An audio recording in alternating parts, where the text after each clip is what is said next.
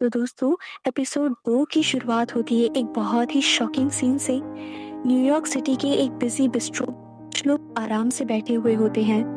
वो कैजुअली बात कर रहे होते हैं चार्ली के बारे में, जो आधा इंसान और आधा चिंपैंजी है, और साथ ही एक extremist group animal liberation alliance यानी एएलए का भी मजाक उड़ाते हैं। उन्हें लगता है ये लोग बस ज्यादा बोलते हैं, करते कुछ नहीं। उनके पास ही एक आदमी काले कपड़ों में बैठा होता है। वो अपना खाना तक टच नहीं करता, चुपचाप उठता है और बाहर चला जाता है। कुछ ही पल बाद जोरदार ब्लास्ट होता है, पूरा बिस्ट्रो तबाह हो जाता है।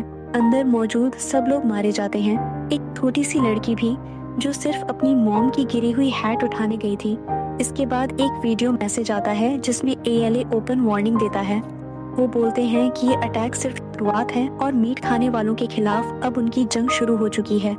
इस बॉम्बिंग की खबर जल्दी ही पूरे शहर और देश में फैल जाती है। लोगों को याद आता है कि चार्ली को बचपन में एएलए ने ही एक रिसर्च इंस्टीट्यूट से चुराकर बाहर निकाला था। अब लोग चार्ली को भी शक की नजर से देखने लगते हैं, जैसे वो भी किसी तरह से टेररिस्ट हो। चार्ली के घर पर उसके फोस्टर पेरेंट्स ब्रेंट और हैना इस सिचुएशन पर बात करते हैं। ब्रेंट बताता है कि एएलए की वजह से नॉर्मल वीगन्स को भी लोग बुली कर रहे हैं। हैना थोड़ा मजाक में चार्ली से पूछती है कि उसकी नई दोस्त लूसी ह्यूमन ही है ना, क्योंकि चार्ली अक्सर जानवरों से भी दोस्ती कर लेता है। चार्ली बिना किसी डर के स्कूल जाता है, लेकिन वहाँ का माहौल काफी खराब होता है। कुछ स्टूडेंट्स उसे एएलए से जोड़ देते हैं, सिर्फ इसलिए क्योंकि वो वीगन है और ह्यूमंस ही है। एक बुली ग्रुप, जिसका लीडर ट्रेव होता है, चार्ली को घेर लेता है और बॉम्बिंग के बारे में सवाल करने लगता है। लूसी तुरंत चार्ली के सपोर्ट में खड़ी हो जाती है और सबके सामने बोलती है कि चार्ली एक बहुत अच्छा इंसान है।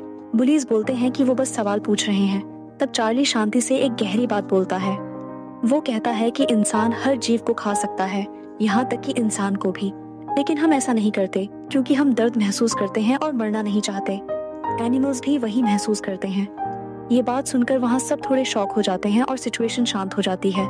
इसी बीच शेरिफ फिल एक पुरानी घटना याद करता है। 10 साल पहले, जब चार्ली बहुत पॉपुलर था, एक पूल इवेंट के दौरान चार्ली ने गुस्से में 7 पुलिस ऑफिसर्स को बुरी तरह पीट दिया था। किसी को सीरियस इंजरी नहीं हुई, लेकिन बाद में वो सारे ऑफिसर्स ने जॉब छोड़ दी। इस इंसिडेंट को पब्लिक से छुपा लिया गया था।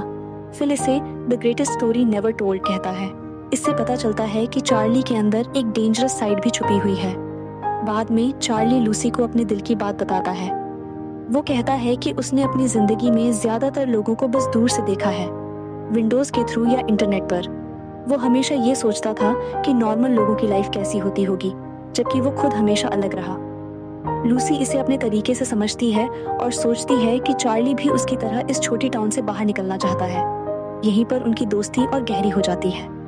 कुछ टाइम बाद लूसी की मुलाकात एक मिस्टीरियस आदमी से होती है। वो बहुत पोलाइटली बात करता है और अपना नाम मैक्स बताता है। वो बोलता है कि वो कॉर्नबर्ग प्राइमेट रिसर्च इंस्टीट्यूट से है और चार्ली को बहुत अच्छी तरह जानता है। बाद में पता चलता है कि ये आदमी असल में रिवेरा फेयरबेंड है, जो एएलए का लीडर है। लूसी जब चार्ली से इस बारे में पूछती है, तो चार्ली क्लियरली बोल देता है कि वो इंस्टीट्यूट जाता जरूर है, लेकिन एएलए से उसका कोई डायरेक्ट कनेक्शन नहीं है। इसी एपिसोड में एक पुलिस ऑफिसर मार्को भी दिखाया जाता है, जो चार्ली का बहुत बड़ा फैन होता है। वो पुलिस कार से चार्ली पर नजर रखता है और उसके पास चार्ली का इलीगल मर्चेंडाइज भी होता है। इस सब के बीच चार्ली की इमेज और खराब होती जा रही है। लोग उसे एक नॉर्मल स्टूडेंट नहीं, बल्कि एक पोटेंशियल डेंजर की तरह देखने लगते हैं। एएलए चार्ली को सिर्फ एक सिंबल के रूप में यूज करना चाहता है। एपिसोड के एंड में चार्ली और Lucy Kornberg primate research institute जाते हैं। वहाँ लूसी को एक बहुत बड़ा शॉक मिलता है। उसे बताया जाता है कि चार्ली की माँ, जो एक चिंपैंजी है, अभी तक जिंदा है। इसी शॉकिंग रिवील के साथ एपिसोड खत्म हो जाता है। तो दोस्तों, सवाल ये है कि चार्ली की माँ जिंदा कैसे है और इंस्टीट्यूट असल में क्या छुपा रहा है। अगर आप नेक्स्ट एपिसोड का एक्सप्लेन देखना चाहते हो तो कमेंट जरूर करना।